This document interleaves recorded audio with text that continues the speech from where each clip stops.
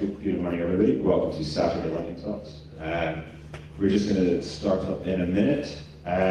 Just a quick announcement, we are in need of volunteers for all areas. And if you think you have some time to volunteer, please head up to the volunteer tent after the Great Lightning Talks, obviously. And we will use tasks doing AV or odd jobs or something. Okay, so first up we have Coder Dojo.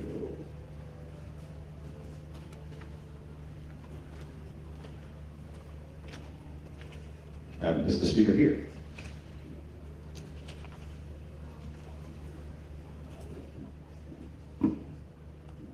Okay, so last up we have Coder Dojo.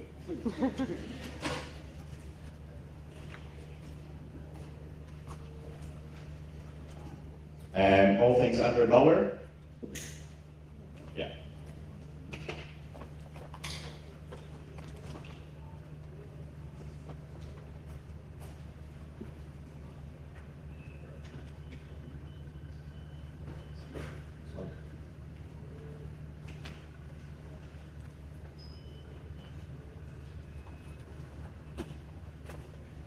You must start now. Okay, hello everyone. This is about Android malware, and I'm just going to share with you, if you like this kind of stuff, some technique that you can use to identify malware at runtime, which is quite different as to how we normally do it. So these are just some headlines. Malware is a problem in the Android space, and it's not just a couple infections here and there. It runs in the scale of millions and hundreds of thousands. If you own an Android device, you probably have been affected by this at some point. If you think you haven't, then you just don't know about it. So typically we look at malware in a couple ways. I won't go into the technicalities of these, but generally these rely on some sort of analysis of artifacts, be it the actual application itself, an APK. We look at signatures, reputation, one of my favorites, which is kind of that screenshot on the right, which is a free torch app. And generally say, if it's for free, you are the product. So especially on the App Store, a lot of these apps are saying, hey, this is free Pokemon Go, or free Monero mining. That's probably going to end badly for you. And then memory forensics, which is quite common, but that generally happens after post-infection. So what are the shortcomings with this? Well, if you've delved into reversing, static analysis is hard. So either you have to be a ARM expert, or know Dalvik opcodes, or know the Android runtime quite well, which is quite hard, or I find it hard. You can't run things like Cuckoo on your phone. If you don't know what it is, don't worry about it, you can Google it. But typically, the current analysis techniques only show you a very small subset of what the malware actually does. Because malware is really good at hiding what it does, and at the end of the day, static analysis won't show you 100% of what you're going to look for if you want to see a nasty piece of malware. So we want to look at the memory at runtime. This is a bad Linux joke in a way, but if you really want to torture yourself, look at a thing called proc PID maps. That's where the memory lives for a particular process in Linux. Android is Linux. And if we really want to hate ourselves, we can look there for objects on the heap. And this technique, basically what we want to do is look at objects on the heap. Because every piece of malware makes use of objects, they're not making use of raw primitives. If they were, that would be cool, but they're not. And we want a way to look at what objects are instantiated at runtime for a particular process. Either we can look at things like proc-PID maps or 5GDB and look at it quite manually, or we can use an awesome tool called Frida. If you're not familiar with it, I highly recommend you look at it. It is a great instrumentation framework, and basically it allows us to look at a process at runtime while it's actually running on the device, and you can look at everything from system calls, and more interestingly, looking at the memory of a process. So, for example, a common technique is to backdoor applications with something called Interpreter. It's quite fun if you want to troll your friends if they install apps not from the App Store, and you want to look for two kinds of things, typically a DNS password or a TCP connection. You want to basically look for, does this app inject additional functionality at runtime, which is a very common technique, and does it establish some sort of outbound communication?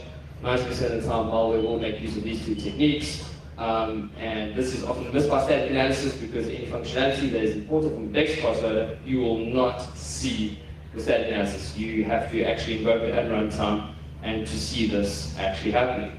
So I wasn't doing any live demos, and I was lazy and got some links here to some videos, if I can remember how to compute it.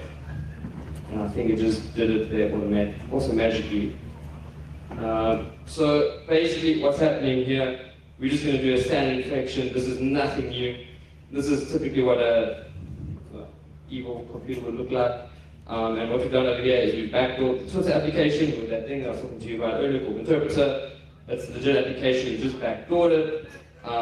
So it'll function as Twitter, and at this case, this just shows us we have a session. So remotely, we're controlling this device over here, and from my attacker's machine, I am going to take, in a moment, a screenshot of the application and get the person's password. And this infection makes use of a bunch of objects to actually perform this kind of functionality. This is my evil machine over here, and if we open up that picture, we will then see the screen of the device that we had infected. Now that's all fine and dandy, and not really that interesting, been around for quite some time, but some of the issues that we have is how do you analyze this malware to see that it's actually doing that. So I asked myself that question, and let's see if I can compute it again for another link. There we go. So we got the same infection, and I built something called 8Cake. If anybody's familiar with Dutch, Afrikaans, you know what I mean. And what we do now is we use a cool tool called Frida. We hook into the process. So in this case, I'm analyzing the system. These are system processes running over here. I built a dbus client for Android. So if anybody's familiar with dbus, I appreciate some help on that. But we're basically hooking into the process of the application, and we're going to say, give me all the objects that this process is using, and from those objects, I can then look and see which ones are evil. Why? Because some of these objects you can't analyze statically, you have to see them on the heap at runtime. So in this case, the Twitter application that we're going to look at has the PID of that, and that Twitter application has been backdoored with an interpreter payload, so it is behaving like malware. And basically what happens is with this very, very ugly output, as you can see, I'm not a UX designer of sorts, but we've managed to hook into the process of the malware and identify it as making use of a DEX class loader, and that DEX class loader at runtime has instantiated some TCP objects. This can go further into maybe your UI overlay attacks and a whole bunch of other stuff, which is really cool. And with static analysis, you would miss this functionality unless you got hold of the DEX code that was invoked by the class loader, which you don't have when you get the APK. Normally it's remotely downloaded and then invoked. So that's a lot of fun. Once again, that's Windows machine, that's one. Struggling. What are the future plans? Well, at the moment, this works really well on ART and on Dalvik, but of course we are relying on Frida, which is really cool, but it's quite cumbersome because it's using dbus to run on the daemon. So what we're actually trying to do now is actually analyze the heap allocation tables manually. This works really good for the Dalvik virtual machine because analyzing objects is actually really easy. They have magic strings, but ART is a different story because it uses something called JE-malloc, which I have little to no experience with. So if anybody knows JE-malloc, you might be my new best friend. But that's where we're going to actually move Frida and actually bundle this into the operating system. We've done this, we've merged this into the AOSP with our own custom builds and actually use this as a runtime antivirus scanner, basically. So you just say on your phone, hey, this app is acting a bit dodgy, tell me if it's acting dodgy, and it'll go ahead and tell you, well, yes, this is looking quite dodgy. And that is me. Thank you.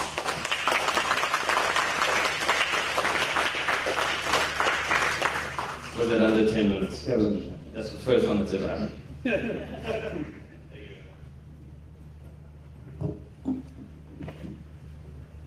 Need more hands for this. And is the Twitter Dojo person here? No?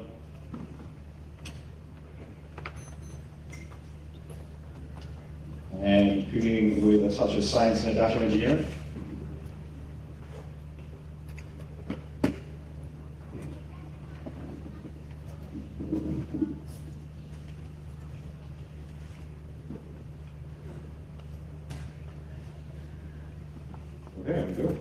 Thank you. Morning, everybody. I'm Chris, and I like cooking, and I also like making things. So this is a short talk about something I made a few years ago, Raspberry Pi controlled sous vide water bath. So sous vide is the name for a cooking technique, and it literally in French means under vacuum. And the vacuum part of it is probably the least important thing about the technique. So the idea is you put food into a vacuum-packed plastic bag, and the plastic bag is there to stop it from getting wet. Because you then put the vacuum-packed plastic bag into a water bath, and the water bath is at a precise temperature in order to cook the food as you want it to be done. So you don't actually need a fancy vacuum sealing equipment like you see on the left-hand side, which professional chefs might use for this technique. You can actually get away just with a Ziploc bag and sucking the air out with your mouth or a straw or something. The only reason why you need to get the air out at all is to stop the bag from floating in your water bath. And you might also, if you're doing kind of long cooking, worry a little bit about oxidation if you left a bunch of air in the bag along with the food.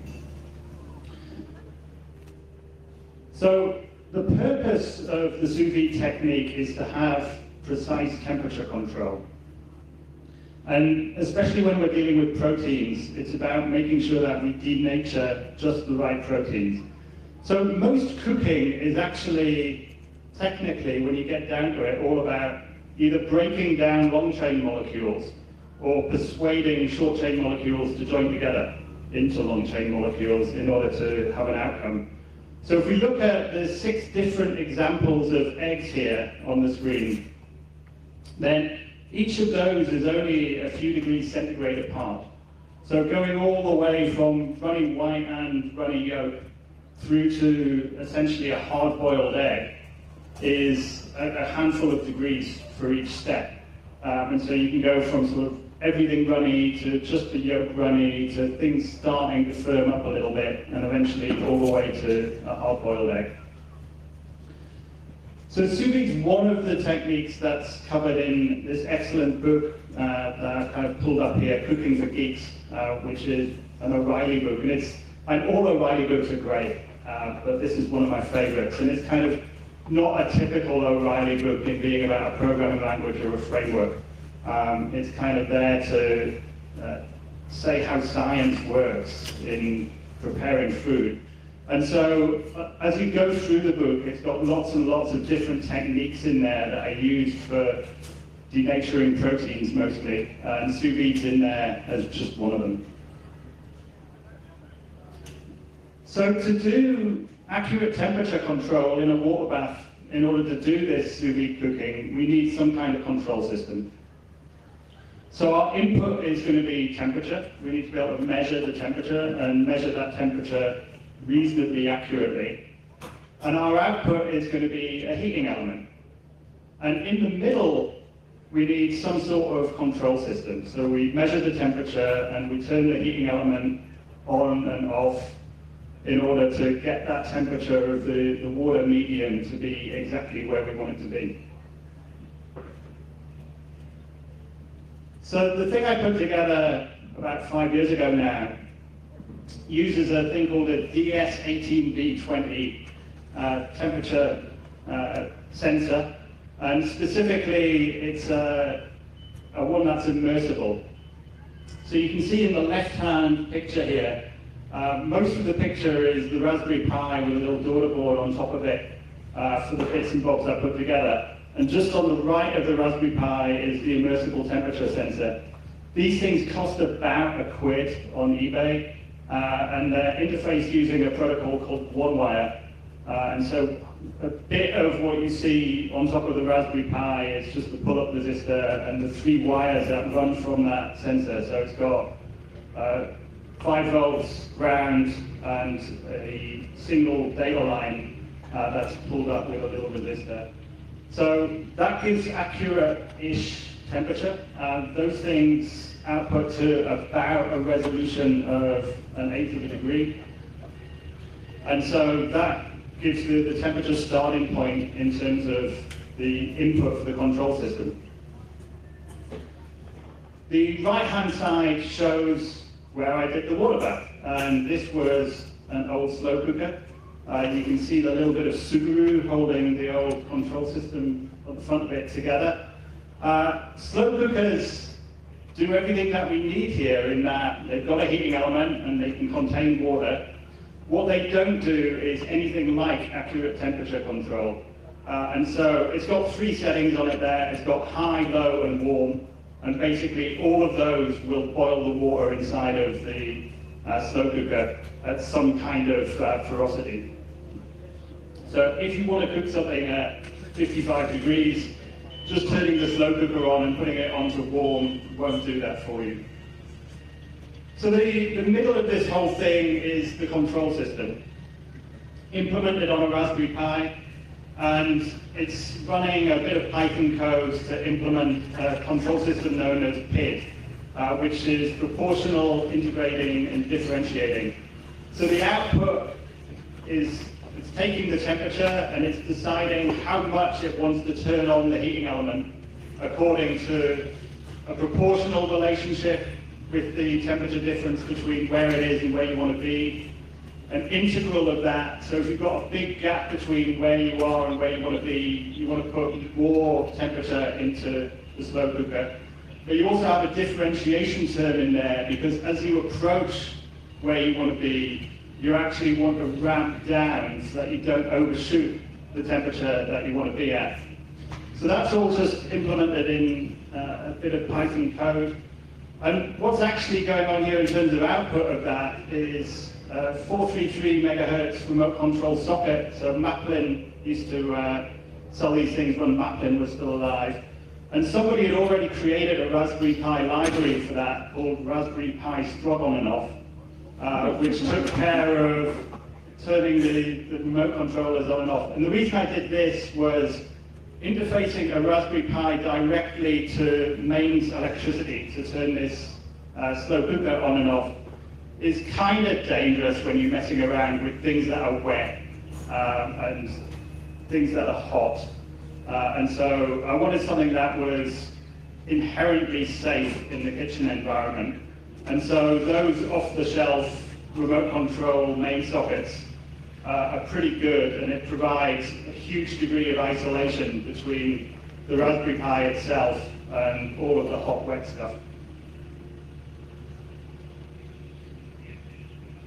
Anybody that's ever done anything with serious real-world control systems will know that control systems can be tricky. And so the top chart here is an example of an early run with this thing.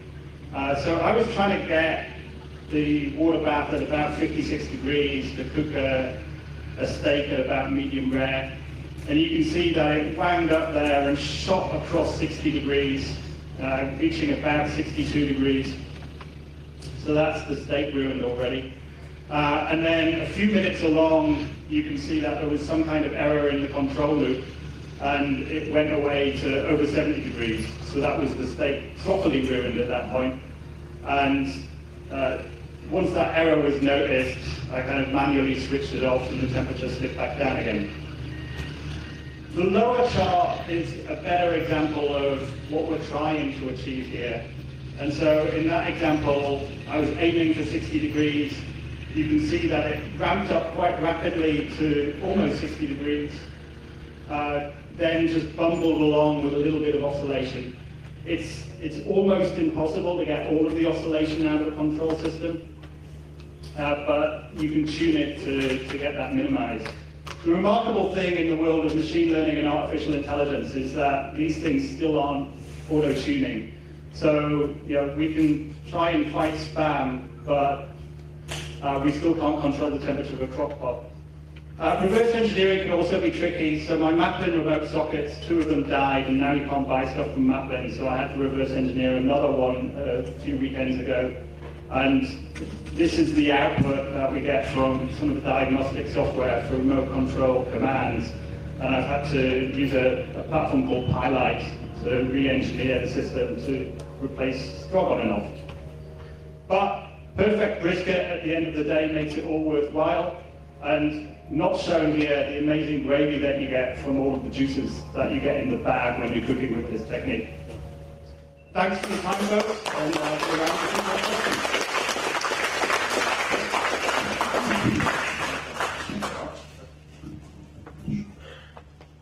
Okay, up next we have the Coder Dojo talk.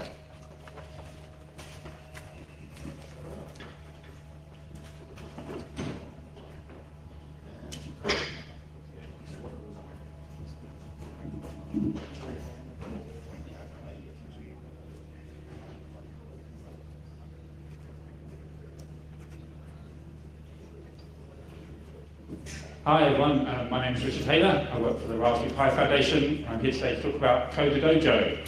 Just first of all, quick show of hands. Anyone heard of Coder Dojo? Oh, great, fantastic. Who's been to a Coder Dojo? Nice. Who is a mentor or volunteer at Coder Dojo? Well, that's not so good. Maybe after the end of it, I can persuade you to do that. So, for those who don't know, what is Coder Dojo? The key thing about Coder Dojo is it's free programming clubs for young people aged between 7 and 17 run in local communities. The idea is like all the coding clubs that you sort of hear about, like Code Club, Raspberry Jams, those kind of things. It's places for young people to go and learn more about being creative with technology. Coder Dojo was founded in Ireland in 2011. The first dojo happened in Cork in Ireland, and since then there are nearly 2,000 dojos around the world in more than 100 countries. Actually getting really accurate figures is quite hard, but we reckon about 58,000 people around the world actually each year benefit from Coder Dojo, coming to a regular club where they can learn more about Coder Dojo and coding. One thing you might see on the site is the word ninjas.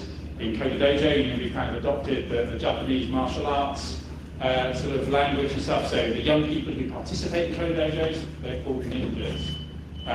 It's an open source model. The whole thing about Coder Dojo is you just take the idea, which is primarily free coding clubs for young people, and you turn it into what you want. So one thing we really encourage, for example, is for people to hack our logo and their badges. You can see it here. Again, that open source model really means if you're interested in anything to do with sort of technology and coding, and you fancy helping young people learn about it, you can take Coder Dojo, start a Coder Dojo, and teach those young people what you think they should know.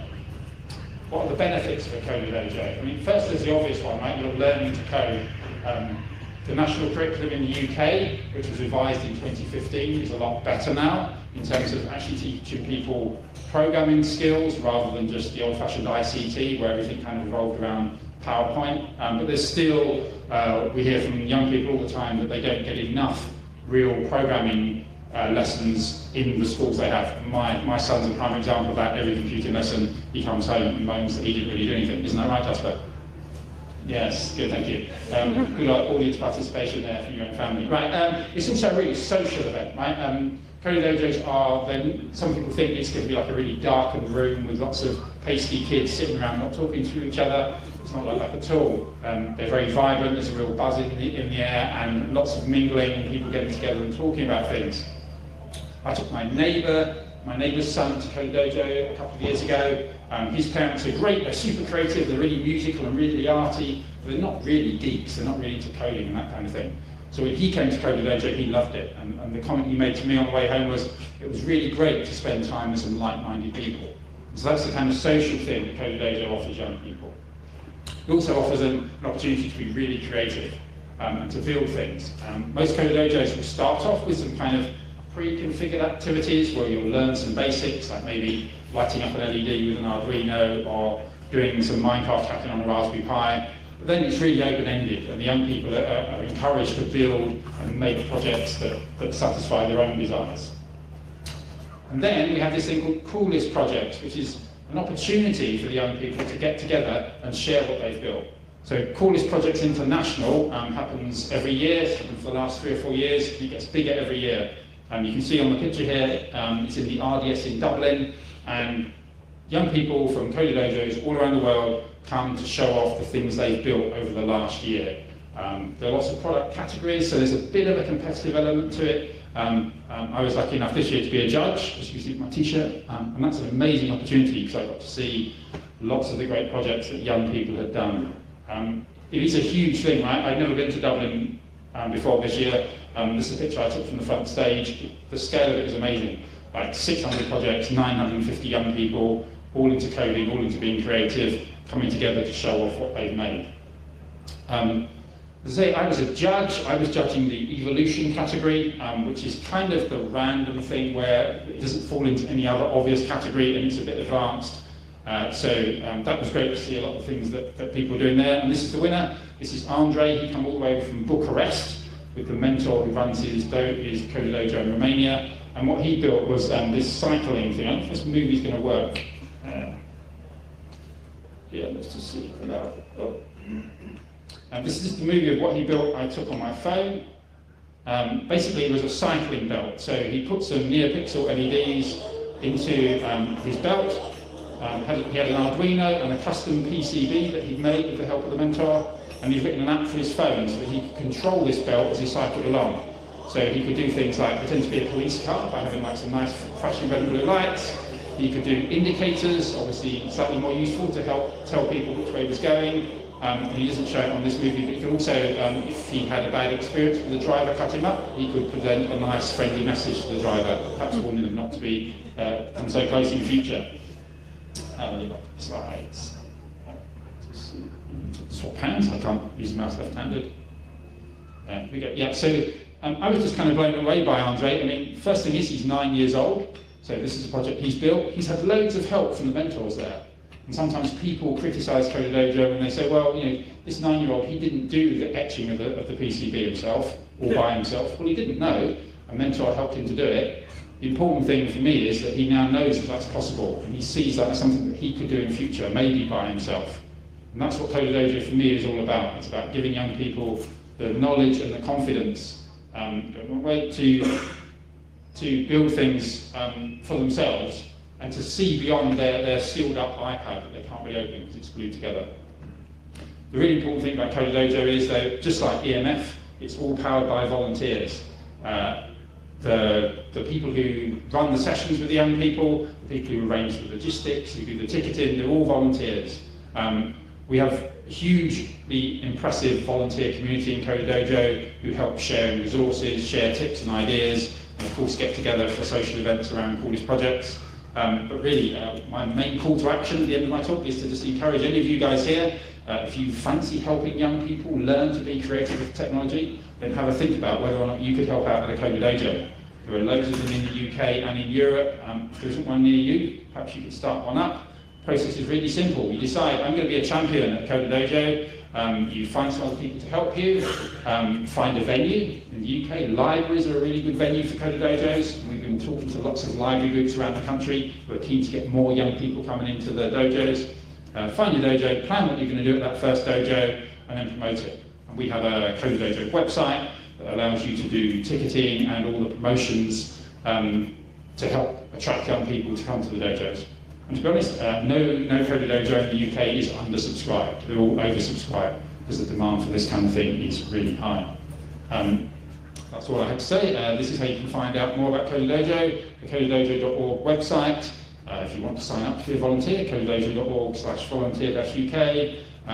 That's me. You can email me at any time. I'm always happy to talk to people who have more questions about Code Dojo. You can follow me on Twitter or follow Code Dojo on Twitter, or even look at our Facebook page. Thanks very much for listening. Okay, next up we have the augmented reality battle game.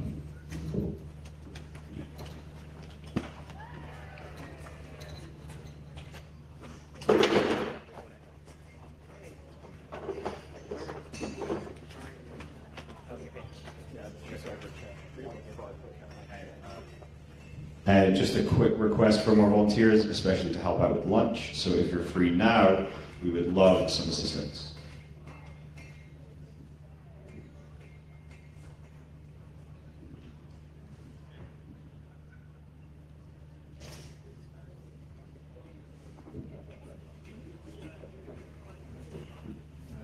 Hi everyone, I'm Ian. I'm recently started as a computer vision engineer at a company called Brainclock in Bristol, and I just thought what we do is really kind of cool, so I thought people might be interested if I came and talked about it. But before I talk, I'm going to let it hopefully talk for itself.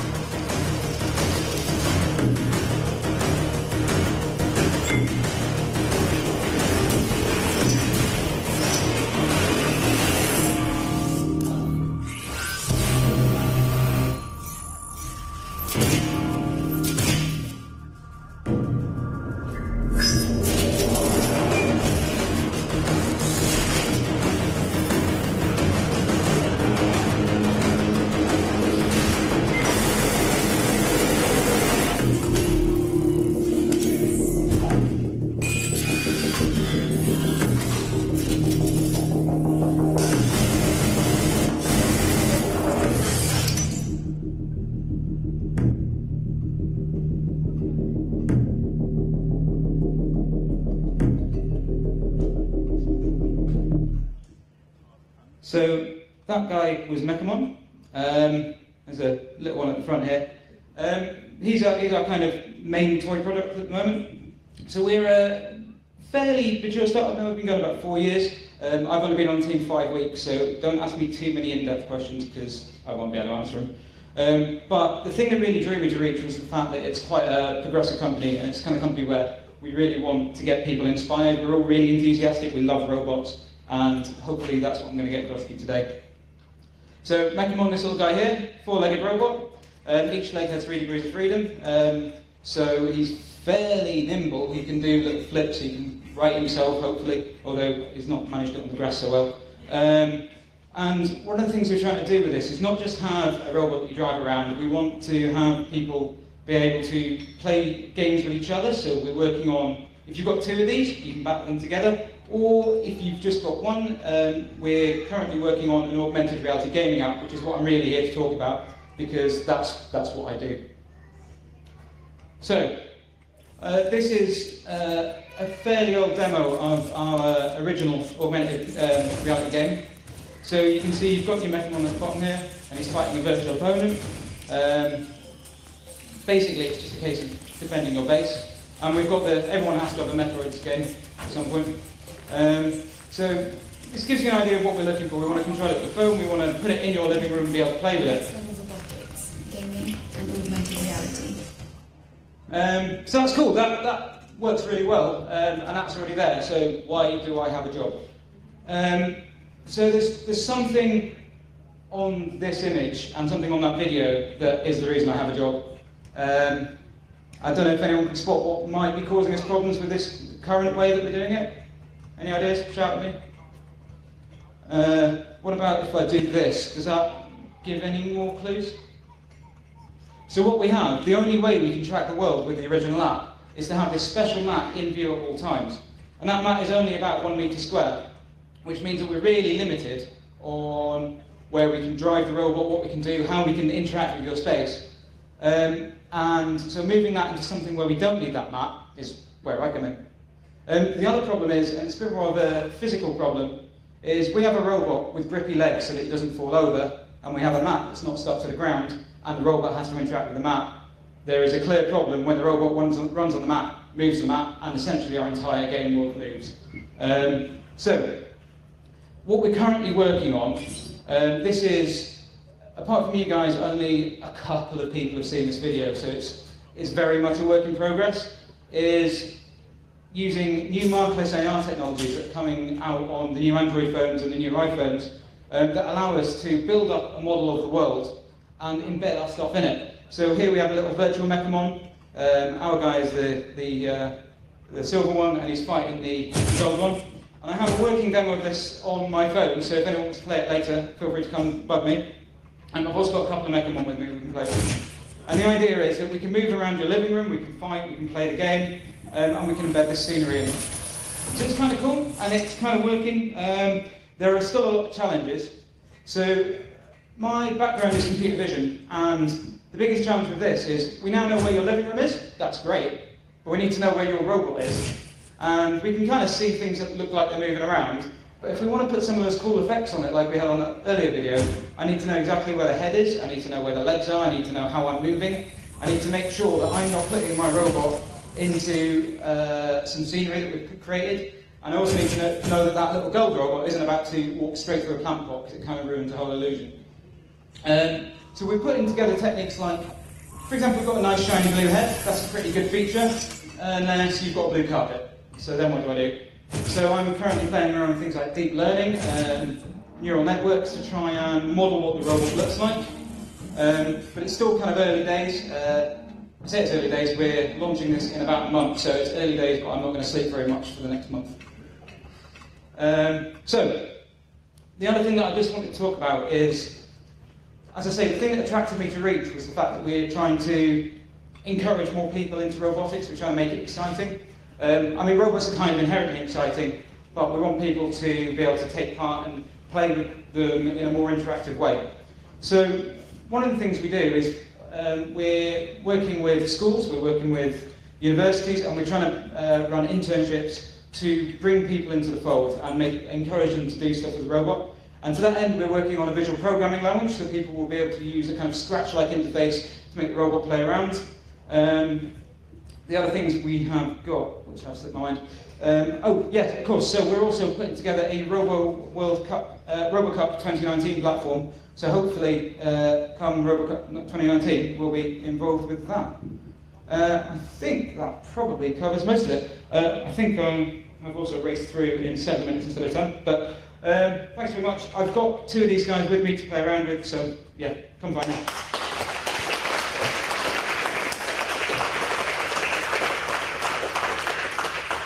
Okay, and now for the final lightning talk of this session is artificial intelligence in Brainclock.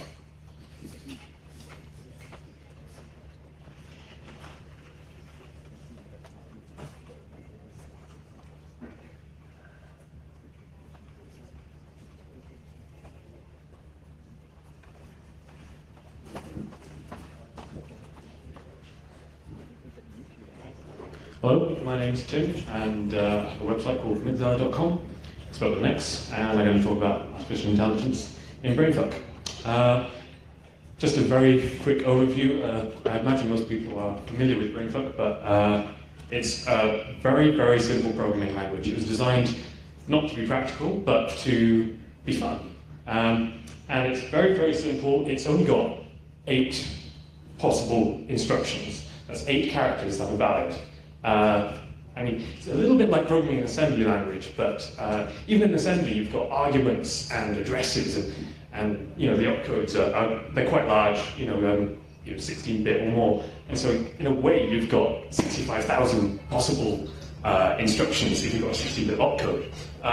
In Brainclock, it's literally 8 instructions that you can possibly use. So if you fit onto a paper tape 3 bits wide. So the instructions are. We've got 1 big address space and 1 pointer to the address space, and the first instruction, the plus, is increment the cell that the pointer is pointing to, and the second instruction is decrement the cell that the pointer is pointing to, and the next 2 instructions are move the pointer to the left, move the pointer to the right. The dot and the comma are your input and output, so that's dot is print the value of the current cell. It's normally 1 byte, so the value of the current cell printed as standard output to the terminal or whatever, and the comma is take 1 byte from the standard input buffer and write it to the current cell. And if there's nothing in the buffer, it's normally blocking, waiting for input. The brackets are control logic. That's basically all of the logic is within these brackets, which the opening bracket says if the current cell is 0, jump ahead to the corresponding closing bracket, and if the closing bracket says, if the current cell is not 0, jump back to the opening bracket that corresponds to it. So the effect is the code between the brackets runs until the cell pointed to at the ending bracket is 0. And of course it can be nested. So that's the language basically. And I wanted to write something in this. Very few people write anything in Brainclock because it's ridiculous. But I wanted to write a useful program. There's a lot of programs which are like just these walls of text that I think they were actually compiled to Brainclock, which is still an impressive achievement, but it's not quite the same thing as writing an entire program in it. And so I said it's artificial intelligence. It's not machine learning. What I wanted to write was a computer opponent to a game, and the game I chose was tic-tac-toe or noughts and crosses. So this might sound trivial, but it's not. Even this is surprisingly difficult. So very first thing I did was try and make the user interface. So the program is going to print to the terminal a little ASCII diagram of the board, and then we need to take input from the human, and then place an X in a little ASCII diagram, then make our own move, place a naught, and then draw the board again. So just that very first bit then, let's start with the choosing a number. So if you just type a number between 1 and 9 and put an X there, that should be fairly simple, right? But even that, you've got to then take that byte of input and say, was this between ASCII 0 and ASCII 9? And so I wrote this little program. I don't really have time to explain it. It's not very clear at all. I mean, this is what most Brainclock programs end up looking like. All of the text that's readable is just comments, because everything else gets ignored. This does technically work, but it's completely illegible. The bit is doing a loop, and doing a comparison in Brainclock, you have to basically destroy the value you're looking at. So you always have to copy the value somewhere else first. Even copying the value somewhere else is difficult. So this technically works. So in this particular case, you can consider this like a module, because we know how much memory it uses. We know where the pointer is at the end of it. And in that case, we can just kind of like clump it together and drop it into a larger program. But to write this, all I did was just kind of fiddle around with it in the interpreter, which, you know, for something any more complex than just saying, is this greater than or less than a number, isn't scalable. So, the actual program, well, okay, so we need to decide how we're going to store this board in memory.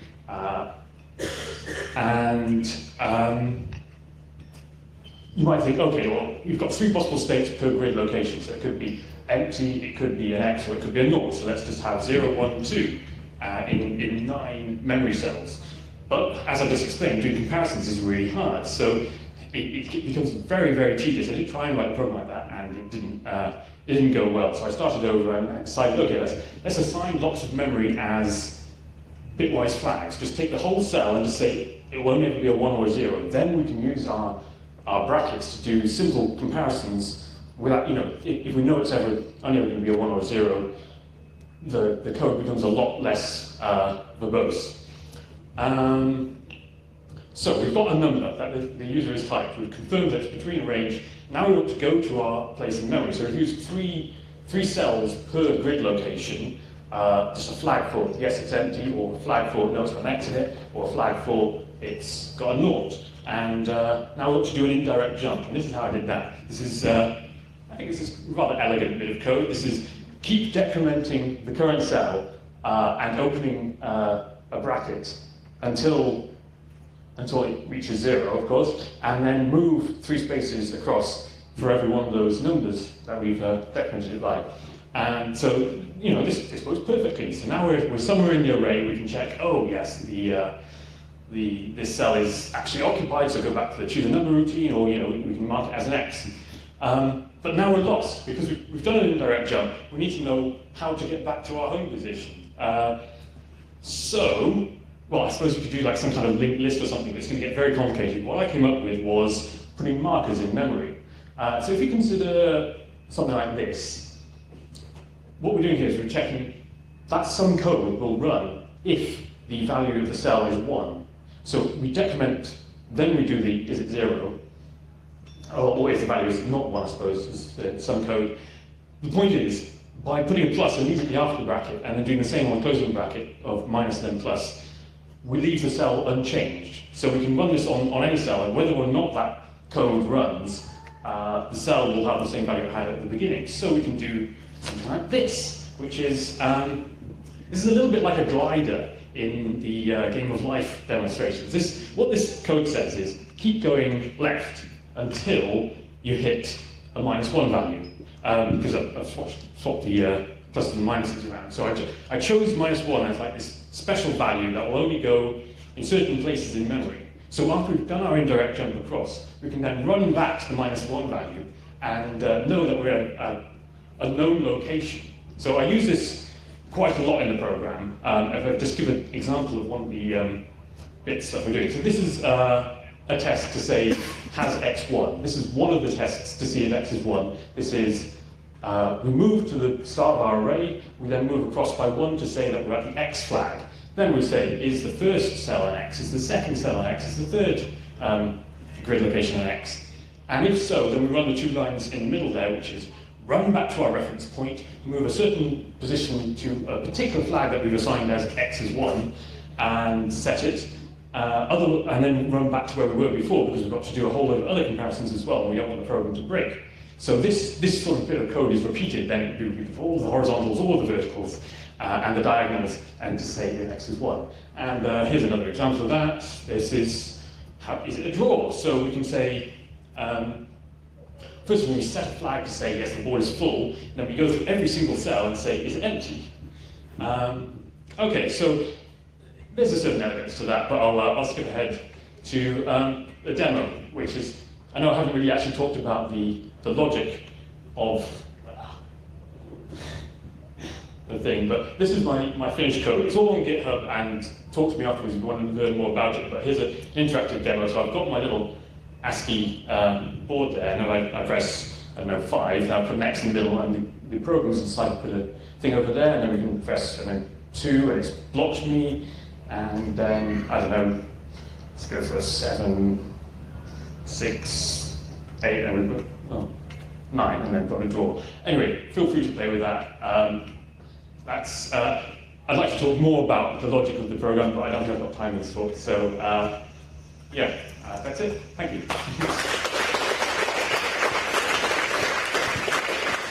Okay, thank you. And just once again, can we thank all of the speakers today?